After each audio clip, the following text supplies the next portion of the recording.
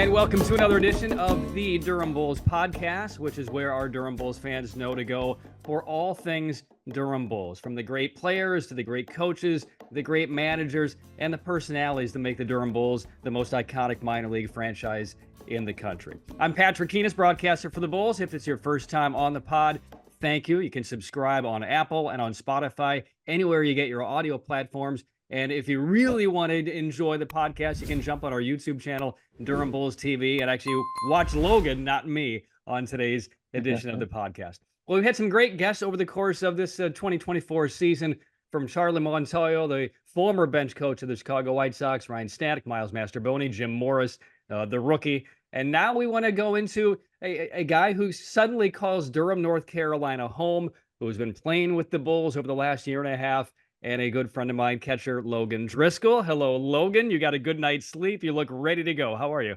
Yep, I'm charged up and ready to go. Yeah, thanks for having me on. It's great to have you on. So first off, I need to ask you this question, because in order to set up these interviews and the podcast, I need to grab an email address from the guys. So an interesting conversation I had with CJ Hinojosa when he came on a couple of months ago. He sent me a utexas.edu. That piqued my interest. And when I had him on, I said, "Are you finishing your schooling?" He said, "I actually just re-enrolled to finish up his last year." When I got your note today with your email address, it struck me, because there are only about 9 people in the world who still have AOL email addresses. Yeah. You are one of them. And I'm not even sure you were born when the company was going down the tubes, but you have an AOL address. How'd you get an AOL address? Honestly, it was just the first email I ever made, and I've kind of just been too lazy to switch over. And it's always a talking point when people notice that I have AOL still. So right when you brought up emails, I knew right where you're going. So Did you yeah. set it up, or did your parents set it up when you were a young kid? When I was a young kid, my parents set me up with it. Yeah. There we go. Yeah. How old were you when you had your first email address?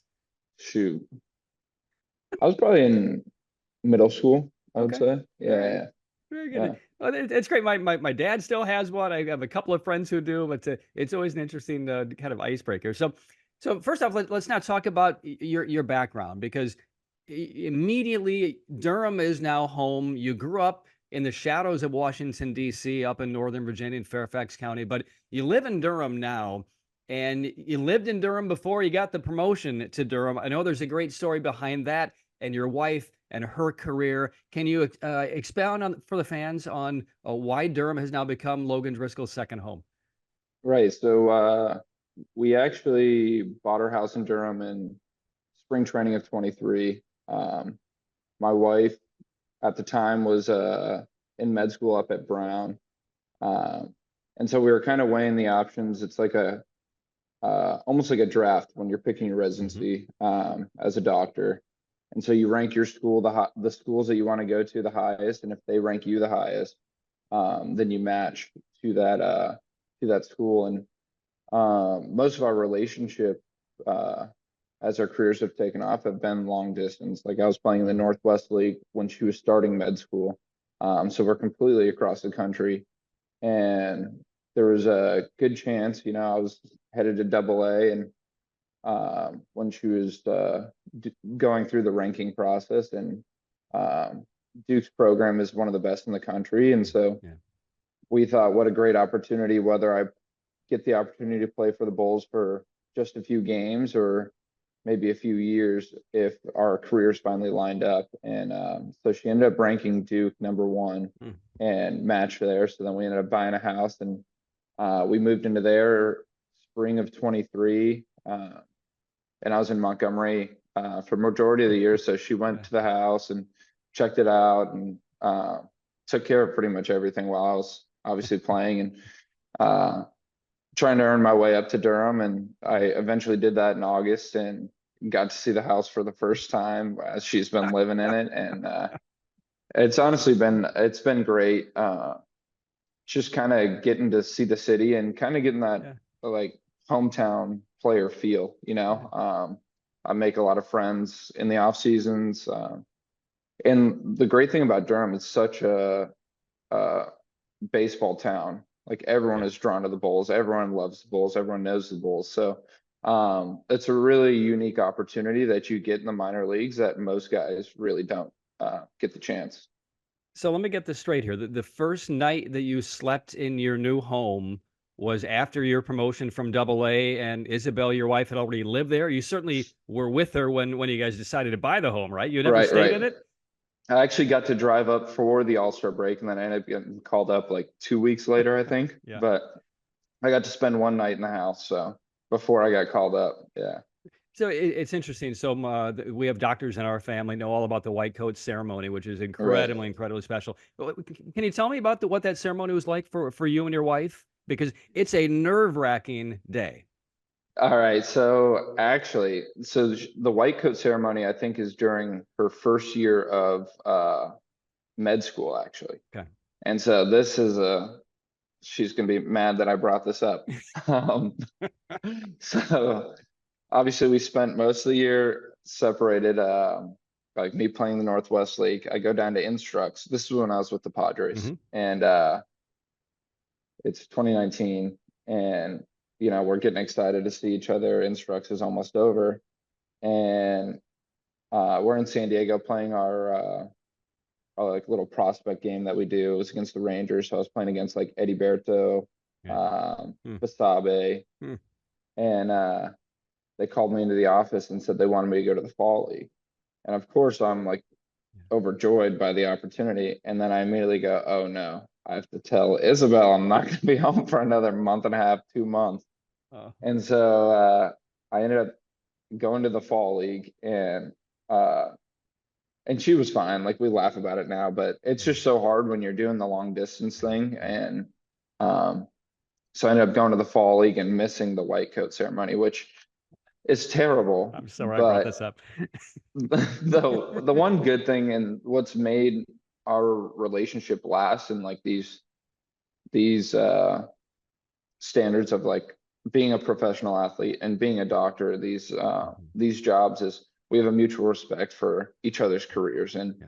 we're not going to sacrifice the stepping stones of our careers just to be with each other. We're both very happy in the relationship and are happy that we're both striving to be at the top of our careers. So it's been great, and she's gonna think that's funny that you brought up the white coat I'm so, ceremony. well, Yeah, so I live in Chapel Hill. We have plenty of room, a place to stay if you're in the doghouse for a day yeah, or I two. got you. I got you. I got you. So, and what's Isabel's specialty? So she's a OBGYN resident right now. Okay. Okay. And so she hasn't figured out what she's going to specialize in yet, Hmm. but that's coming. Okay. I love hearing the stories of how people met their fiancés, met their wives, met their husbands. How did you and Isabel meet?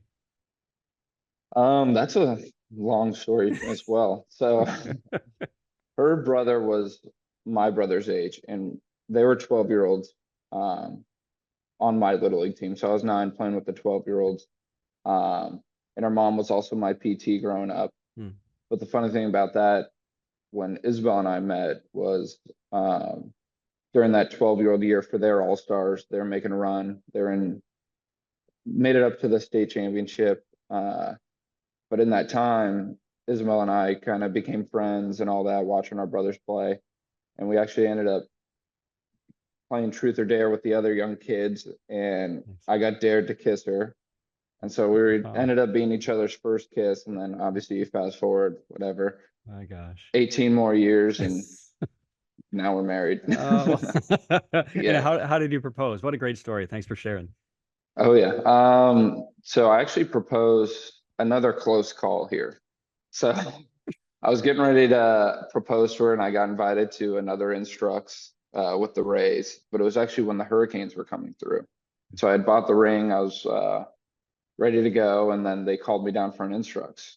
But before that, we were driving up to go hiking. So I brought the ring with me just in case. And the last message I got was that the instructs was canceled. So we went up hiking in West Virginia. I proposed on top of the mountain. We spent 3 days camping without like cell reception. So no one really knew. We just got to enjoy it ourselves. And with it being canceled, we ended up taking a trip to Italy after. So Yeah, very nice. things Very work nice. out, you know? Yeah. Well, Yeah. again, there's no script on this podcast. I appreciate your openness and Oh yeah. willingness to share these great stories. I know the fans will really enjoy them. So, a lot of advantages with living in Durham, right down the street from the stadium, especially when you're a hitter and the new indoor cages and the renovation. So, you've spent a lot of time there this past off season. I'm guessing that's the DBAP will be your home away from home once this off season rolls around. Right, yeah. So actually last off season was busy. I usually spend it bouncing around. Spent a lot of time in Durham, working at also down in Apex at the Mhm. Performance Academy. The Rays hitting coordinator, one of them, has a facility down there, so I work out down there. I'll spend some time at the Bulls facility. My wife would come in and feed the machine for me, and I'd hit. Yeah. But also bounce around to Charlotte, work down at Tread. I was also in physical therapy down there for my hip. So I was bouncing around. I'd spend like 2 days in each spot all the time, and then also in Charlotte, I was hitting with a few guys from different orgs. Actually, the Mhm. Reds big league hitting coach, Joel McKeithen, Yeah. he's from Asheville, but lives in Charlotte right now. And so usually spend the off season hitting with him. And yeah, it's a good little operation. I stay busy and bounce around. So let's talk about your family if you don't mind. So, Oh, yeah. brother, sister, both George Mason grads, just like you are. Yeah. You grew up, in Burke, Virginia, a couple miles away from George Mason. First off, walk me through your childhood. Okay. Sports related, off the field, with your parents. What do you remember most being a 6, 8, 9-year-old kid growing up just outside DC?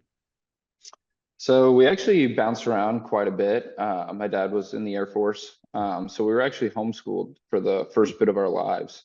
So I guess the biggest thing I remember, my mom was she ran the concession stand at our local Little League. So I think we do homeschooling for about 30 minutes and then it was off to the field, getting the concession stand ready. And my brother and I were playing wiffle ball pretty much from the time school got out and until our Little League games would start. So most of our time was just spent around baseball and doing all that. Yeah.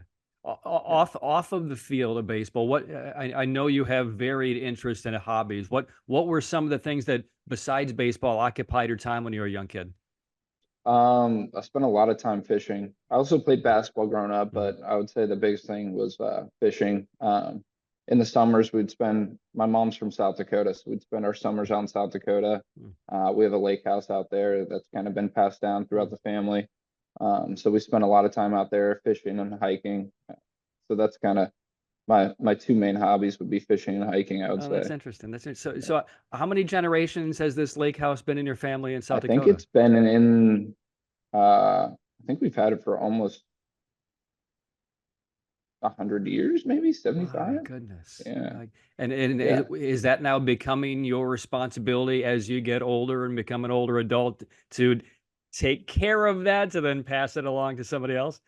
We're lucky that we have like some family friends. Mhm. I mean, we call them family at this point that they own a cabin right next door, so they help us out a lot. My Mhm. grandma's still out there taking care of it, and that's her little pride and joy. So Nice.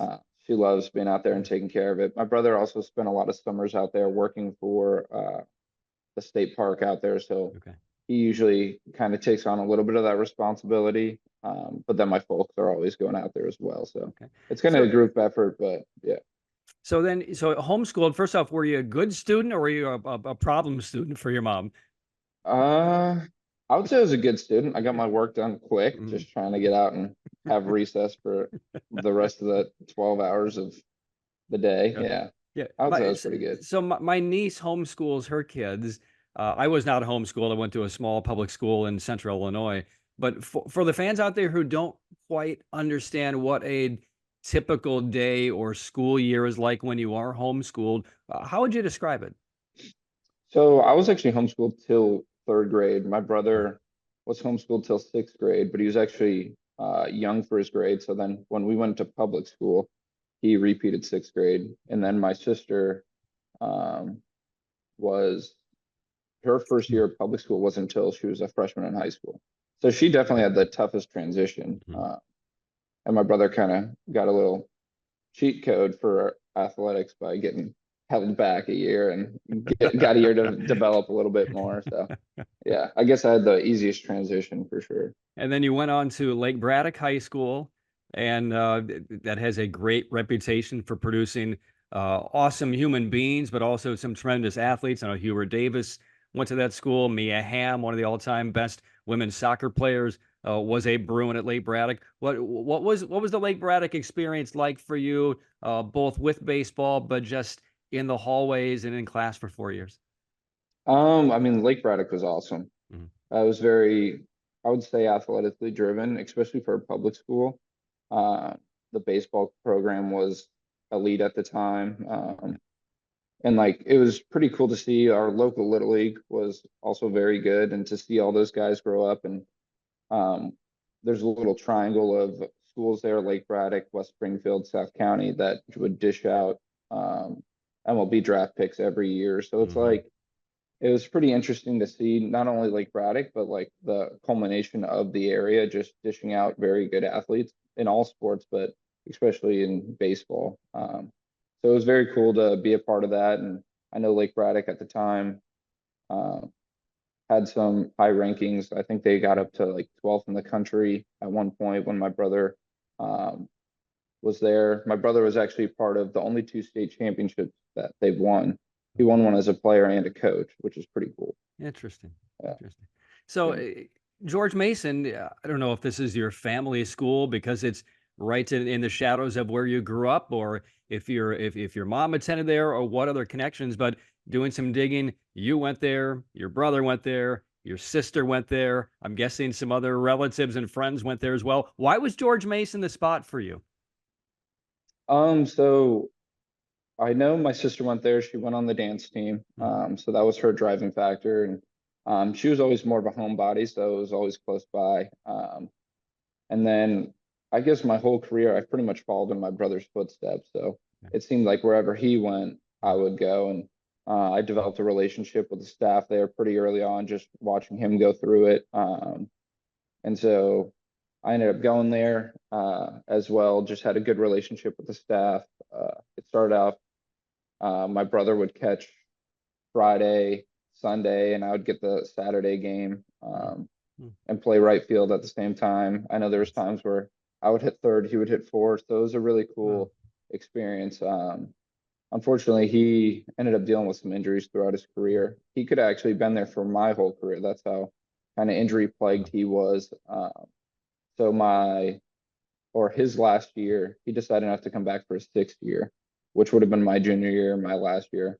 But my sophomore year, he ended up not catching anymore Okay. because it seemed like anytime he caught a pitch on his glove side, his Oh, shoulder would pop out. oh, So he'd run into the dugout, pop it in, and run back on the field. jeez. Um, but he ended up pitching, so that was also a Okay. unique opportunity there where Mhm. he would pitch and I would catch. So yeah, So we had Cole and Bo Seltzer on the podcast a couple of weeks ago, and uh, they had the opportunity to overlap 1 year at Dartmouth, which right. when we spoke with them a couple of weeks ago, that was one of the highlights of their careers. They pitched against each other in one game earlier this year at AAA, but that was the first time they'd really been teammates. And they could have talked for 2 hours about what that experience was like. What was it like for you and your brother Garrett to be on the same team, playing at the same time? And you just mentioned batting the lineup right next to each other. Right. I mean, I would say tensions were high. We were both playing the same position, Yeah, yeah. fighting for the same scraps. But at the same time, it was great. It was a great opportunity. And, my brother was actually out with some friends and ran into a guy from, I think it was UMass. And he said, the guy from UMass said one of the coolest things and funniest things he's seen on the field was I took a mound visit when my brother was pitching. And George Mason, we're not getting many fans. There's probably more dogs than fans out there at this point. And so it's pretty quiet out there. And you see me go out there, and it's pretty peaceful for about 3 seconds. And then we start yelling at each other, Oh no. saying some words that we shouldn't say on a podcast. And then we went back to work and nothing was said. We get out of the jam and Mhm. we go back to the dugout. But that kid said that was one of the funniest things he's seen on the field. So tensions were high, obviously, Yeah. as being brothers, but we worked together, and and did a good job of it. And was it left on the field? Was it carried into the clubhouse, or is it just the competitive juices of a game? Like, let's go, we need to win the game, execute your pitches, come on. Right. It was usually just left on the field for sure. Yeah. Yeah. And so I mean, I can tell how close you guys are. And you mentioned is he back on the coaching staff at Lake Braddock? So he coached there for, I want to say 2 years, and then took a new teaching job kind of more south. And so it was kind of hard for him to balance that. So now he's coaching for our local travel ball team up there. Yeah. So why catching for you? Because you played a little bit of outfield, you played 1 inning or 2 innings of outfield in right earlier this year for the Bulls in an emergency situation. But what was it about catching? What was it about the gear and the pain and the quarterbacking and all of the other mental elements that go into being a great catcher? Why was that the destination spot for you? Right. So I think early on, I just saw my brother catching, and there was always an argument of who was a better player, catcher, hitter, and it was always back and forth between me and him. So I styled most of my career based on the groundwork that he laid. So it was a lot of just following in his footsteps, and I wouldn't say I chose catching; it just seemed to find me. And when you have that standard of what he was as a catcher, it seemed easy to put me behind the dish because they saw kind of the blueprint that he had. And so I think catching kind of found me in a way, but I also strived to be like my brother at the time, early on. The sibling rivalry that we heard from Bo and Cole. I mean, Cole's 4 years older than Bo Seltzer, and Bo benefited from being the kid brother and broke all of Cole's records. But in talking with Bo, he still is a little bit agitated that his older brother throws a little bit harder, has had more major league time, all these things. That again, brother relationships create over decades and then probably won't ever evaporate. Were you guys always ultra competitive at anything you did? And what would you say he's better than you at and you're better than him at? Definitely. I think, I mean, it was always ultra competitive from the time we were homeschooled, whether it was playing basketball in the yard, football games, it was always super competitive. I remember we came back from college after my freshman year. It was for winter break, and I had put on some weight and all that. And I remember we were playing basketball in the driveway, and I beat the crap out of him, was stuffing him. And I don't know if we've ever played basketball since. I think he was done with it because I finally had him in the one sport where he could just absolutely just physically beat me. But it's always been very competitive. And like I said, like within baseball, we were very comparable. I mean, I styled everything after him. He taught me a bunch, and it kind of came full circle where he had missed some time for his injuries. And so it almost became like now he was learning from me, which was pretty cool. And he was really receptive of it. And I think that part of our relationship is what's grown our relationship up to this point, was kind of full circle. Not that I became the big brother, but he recognized the player that I was becoming. And it's really hard because you see your brother in this spotlight. He has all the opportunities. He's created his opportunities and gotten his awards and all that. And I think one thing I strive to do is to include him along the ride that I'm on, because I'm living the life that he wanted as well, you know? And had he not had the shoulder injuries, and would you have seen him in a similar spot where you are now professionally, were it not for the shoulder? Definitely. I mean, he was out of high school. He was a better player than me, and he was having draft interest out of high school. And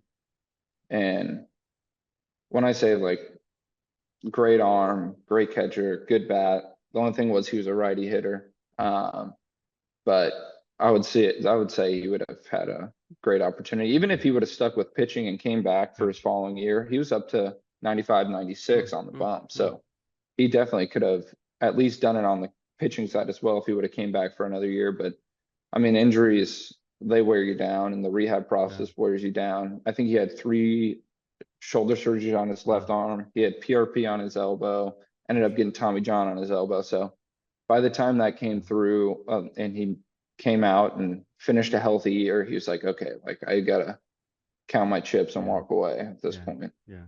All right, you brought up throwing a minute ago, and it's really been no secret since I started here with the Durham Bulls in 2012. The Tampa Bay Rays have had a tough time developing catchers in their system. That always seems to be not the last area of concern for the Rays, but the most challenging pieces to find to get into the organization.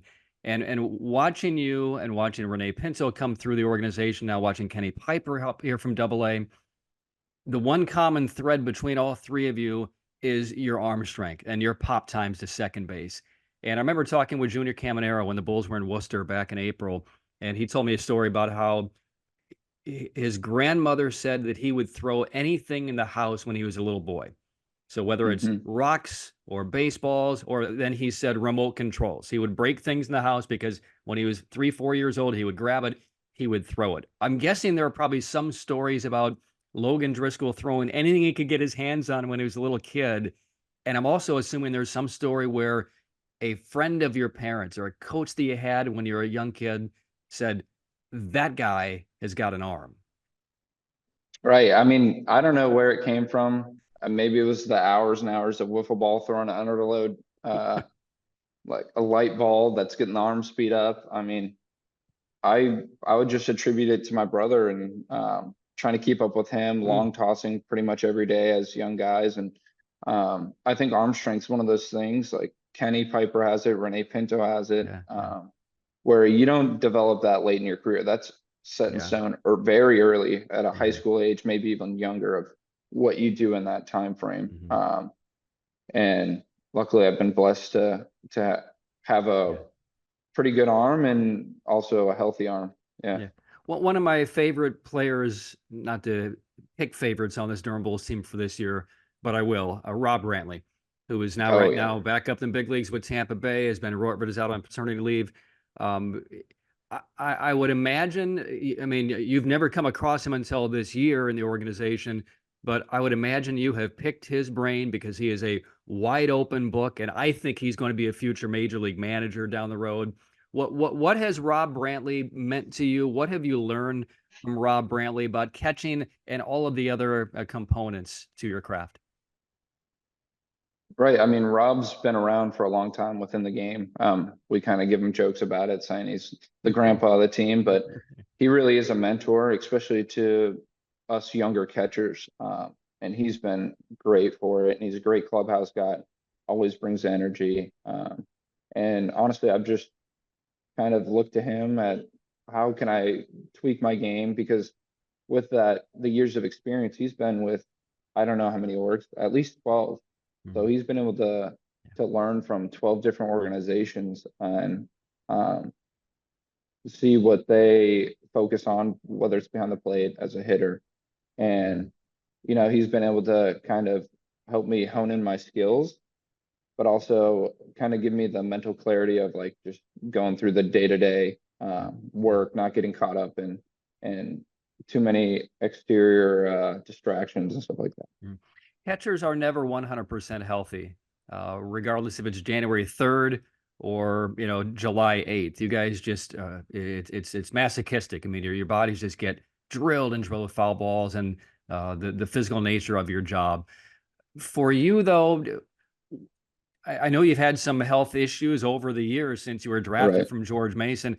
Walk us through kind of the early years after the trade from San Diego to get through the Rays, and then now really over the last year and a half, knock on wood, you've been mainly healthy and playing 100 or so games these last couple of years. How much has that helped to accelerate your development as you are knocking on the door of Major League Baseball? Right. It's definitely been a tough road with injuries. Unfortunately, when I got traded over to the Rays, I had a torn labrum, rotator cuff bicep. So I ended up getting surgery pretty much right when I got traded over here. Uh, COVID hit, so I actually didn't miss a year with the surgery, which I was very fortunate for. Mhm. Obviously, COVID was a difficult time, but within the area of sport, that helped me. Mhm. And then I came back the following year, started off in Charleston, got to Bowling Green, and right when I got to Bowling Green, I blew out um, my adductor and abdomen on both sides. So I ended up having to get a surgery on that. And that one was tough. I had some complications with it. I had to go in for 2 surgeries. After surgery, I ended up getting infected. I had a blood pump, so I had to go back to Philly. So I dealt with that. And then after that year, I missed a significant chunk of time for the following year with, I think, stuff that had to do with the kind of like my pelvis and core strength. I ended up pulling an oblique. I missed time for a concussion. So I missed a good chunk of time in 22. And I had the opportunity to go play winter ball. I said, no, I just need to get healthy. And I haven't had I went into that off season finally healthy, and it would be the first off season where I didn't have a surgery. And I made a lot of gains there. I got with Joel McKeithen, the Reds big league hitting guy, kind of reworked my swing. But at the same time, I realized, hey, I'm playing 3 times a week. I haven't been healthy. I was getting ready to kind of form my post-career stuff. I started talking to where my brother works, coaching, and started creating a catching academy and stuff like that. But luckily in 2023, things kind of clicked again, and I kind of got things back on track. And so I put the catching thing on hold, the catching academy on hold, started focusing more on the career again. Not that I didn't focus, but I was just, you don't know how long your window is. That's right. And so had a good year in 23, didn't really miss too much time. I had an incident flipping over the right field wall, playing outfield, missed a few days for that just because I was a little rattled up, and then missed a few days because I ended up tearing my hip labrum that year, and then finished out the year on it. They sent me to a specialist this past off season to get it checked out. They said I probably need hip surgery, but I figured out a way to kind of get it working every day. And so unfortunately this year, now fast forward to this year, I'm obviously dealing with the hip, but it's good every day. I've gotten in a good routine that's keeping it stable, keeping it strong. Had a little arm flare up earlier in the year where I missed, I think, 4 or 5 weeks. And I'll have to get surgery on that after this year. But it's a minor surgery, so hopefully I'll be good to go next year. And I think it's going to be like a 6-week recovery, just getting some loose bodies taken out of the elbow. And yeah, but to summarize, injuries are tough. But the biggest thing is, like, when you can be on the field, there's no way to replicate that. Even in off season, you can kind of train what you think is going to work, but it's not until you're in the fire and taking at bats, catching, that hey, this is what I worked on and this was actually working. Well, it's a good thing that you have a doctor in the family, and Right. probably a pretty wide network of her friends for all the treatments and surgeries and rehabs Right. and all the things that you will need. Logan, just a couple more questions here. I appreciate all of your answers and your professional approach, but I know there's another side to you because I've seen it. Your personality is as large in the clubhouse as the Milky Way. And I'm not going to go into details on that, but there are moments where you are, I don't want to say you're the class clown of the locker room, but I think you take joy in making everything very light and very fun, where a lot of guys' eyes pop out and say, what is Logan doing right here? Because nothing really surprises us. Can you speak about that other side of your personality when you're able to take the gear off and just relax? Right. I would say there's definitely 2 personalities out there. When I'm catching, it's very focused because you're constantly playing chess. You're doing a ton of research on the other team, reading sheets, all that, trying to apply what you know about their hitters to your pitcher's game. So it's very much, I'm very tunnel vision and ready to go for the game. But if you see me DHing or have an off day or just in the clubhouse, I would say I'm pretty loose and having fun. And I think the season's so long that you have to find ways to enjoy it. And I was even talking to my wife last night and just saying, like, like, the season's long, it's almost over. And there's bits of you that are like, okay, like, I'm ready for some rest, ready to work on the things that I need to work on. But the part that like I enjoy the most is just being around the guys and having fun in the locker room. And I think that's honestly what most guys say after their careers. They miss the guys, they miss the locker room culture, and that's probably one of my favorite parts of playing baseball. And we have a great group of guys here, and everyone has funds, everyone plays cards. You know, yeah, I just try to keep it light and keep it fun. I mean, I probably spent 15 minutes in the broadcast last night of our game here in heck, where are we right now? Our game last night in Syracuse, where I had spent about a half hour on the field catching up with 3 former Bulls, with Mike Brasso, Joe Hudson, and JP Aaron-Sebe. Aaron-Sebe is now the bench coach for Syracuse, but he played here 8 or 9 years ago at your position. And that's what I love most. I mean, hearing about JP and his time with ESPN and his time broadcasting for the Marlins and now wanting to be a big league manager, and Brasso, how he proposed to his wife in the All-Star break, and Joe Hudson about his experiences over in London with the Mets a couple of months ago. And that you hit it on the head. I mean, it is the personalities, it's the brotherhood, it's those connections that you will have for years and years as your teammates get traded and as they leave the game and as they do other things. That those are the real special moments for me to reconnect with these guys. Oh yeah, definitely. Yeah. Who are the guys in the clubhouse that make you laugh? Because you make everybody laugh. Who are the guys that crack you up? I would say, I mean, there's so many good ones. There's a lot of gems on the team. Rob Brantly was a good one because half the time you don't know what's going on in Rob's head. He's just all over the place. And then he's kind of the same way. Obviously, it must be a catcher thing. Like he's goofy, and then as soon as he's working, it's like, okay, like I'm working, leave me alone. Kind of let me do my business. Bob Seymour is a riot. He's hilarious. Curtis Mead's a good one. I don't know if he's funny or if it's just the accent, you know. There's just a lot of good gems out there. Joe Record's pretty good. I mean, now these guys, if they hear this, are going to be like, why didn't you say I was funny? All this stuff. But everyone's pretty funny on the team. Yeah, we got a good little dynamic. You know, it's funny you bring up like the personalities, so direct and professional, and then on the side, everybody's kind of nuts and wild. If I put you in a mascot suit, could you pull off that job?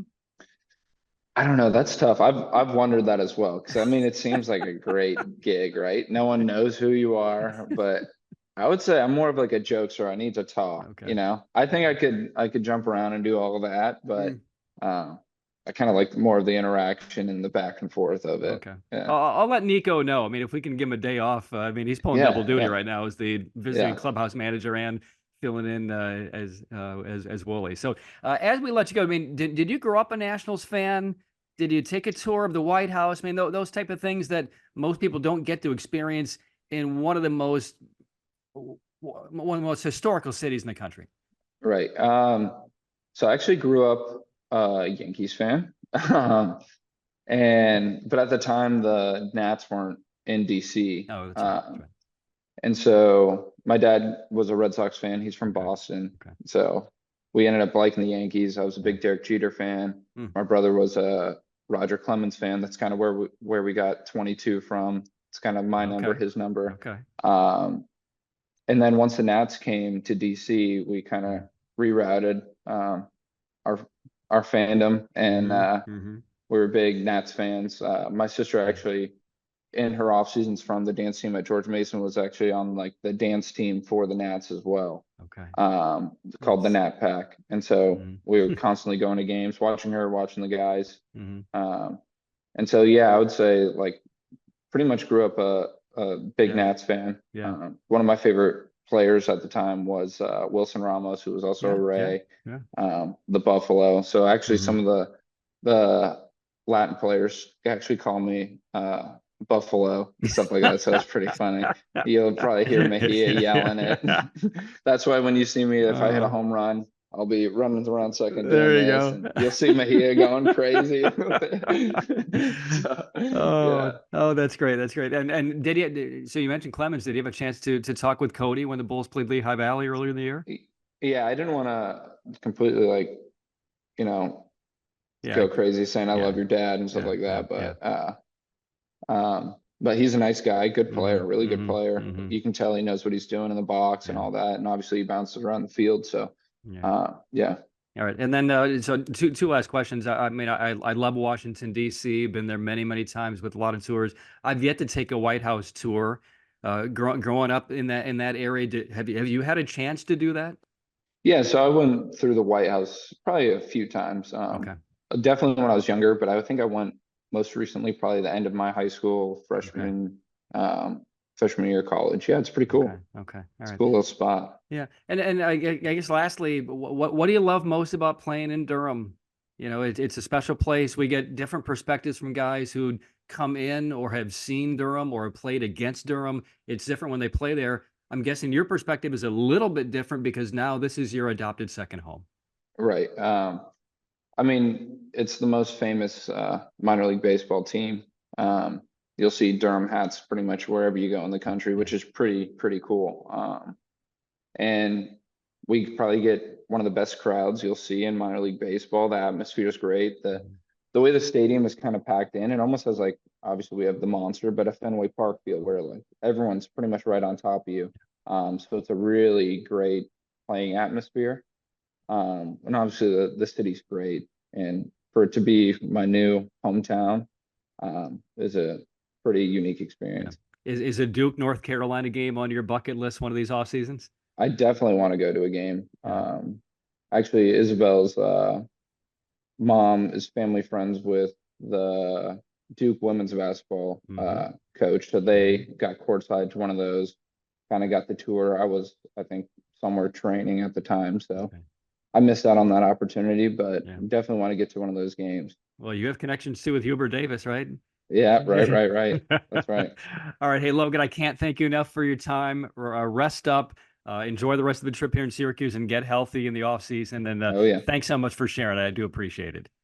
Oh yeah. Thank you for having me. All right. So that's going to wrap things up for the Durham Bulls podcast as Logan Driscoll, catcher for the Durham Bulls. And again, if you want to watch the podcast, just dial up on YouTube. Durham Bulls TV is where you can find it, and on Apple, Spotify, anywhere you get your audio podcast, it'll be in MP3 form as well. So for Toby McDuffie and for everyone involved in the Durham Bulls podcast, we'll see you next week on the Durham Bulls podcast.